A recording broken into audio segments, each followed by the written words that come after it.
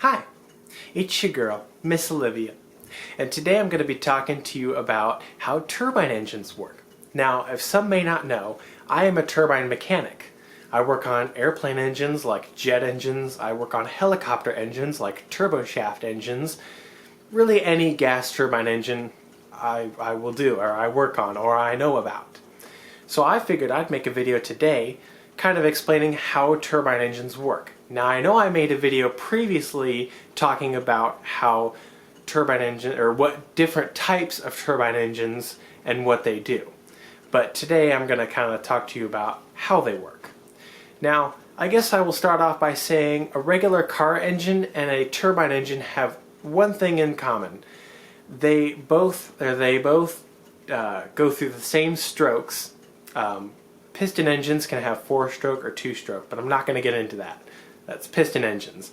I used to work in a mechanic shop, car mechanic shop, but that's in the past. Anyways, getting sidetracked here.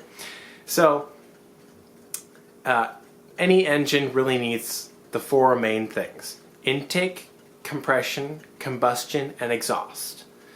Car engines use pistons to go through these strokes, and the movement of the piston is then turned into mechanical power from the crankshaft and then to the drive shaft, or to the transmission and then to the drive shaft. But again, I'm not going to get into that part. I just want to let you know that both engines use intake, compression, combustion, and exhaust. Now I have a little example here. Let me get my pointer. This is how any turbine engine works. It is in the configuration of a turbojet, but we're going to put that aside. This is just how any turbine engine works. You have your intake, your compression, your combustion, and your exhaust. Turbine engines will typically have this part as the compressor, and what that does is it spins around and it compresses the air before it enters the combustion chamber.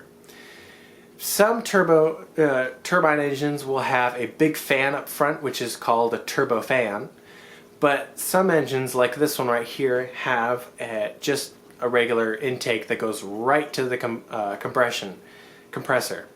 That is called a turbojet.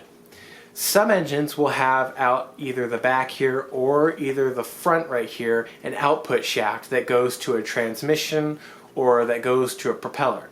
Those are turboprops and turboshafts, but all of them run the same way. So let me just run through it easier. You have your intake, which is right here. This intakes the air and sends it to the compressor. The compressor will have different stages that get smaller and smaller to compress the air more and more.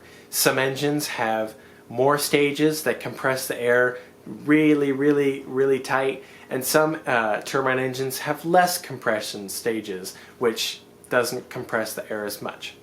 Once the air is compressed, which denser air burns a lot better, so you want the best and most compression you can have. It then enters the combustion chamber. The combustion chamber sprays fuel on that compressed air and then combusts it. Once the air is combusted and turned into hot, high-pressure air, it shoots out into the exhaust turbines. These exhaust turbines catch some of that pressurized air and turn. Now you'll notice there's this big line in the middle. That is called the turbine shaft, or just regular shaft in general. This drives everything else. This, from the exhaust turbine, drives the compressor. So the compressor can keep spinning to suck more air in, to compress, to turn into exhaust, to keep these turning, to keep these spinning, and the cycle continues. Out the back here, you can either have thrust, or like I mentioned before, you can have an output shaft, which goes to a transmission or a propeller or something. Sometimes they come out the front, like I said. But that is basically generally how a turbine engine works. Like I said, some engines have more compressors, stages of compressors, which just get smaller and smaller and smaller and smaller to compress the air even more. Some engines will have a giant fan on the front and a bypass duct. Those are turbofan engines, which you will typically find on things like big airliners, the Boeing 747, 787, 777, A320, A330. Big airliners will have those. Low bypass turbofans are the same as high bypass, except they bypass a lower amount of air. I will go into it in another video, but there's also a whole mechanism on how these things cool and keep cool, because engines like that with high pressure air and high pressure exhaust can get extremely hot. So there needs to be alloy metals that are put into place to help the engine not destroying itself.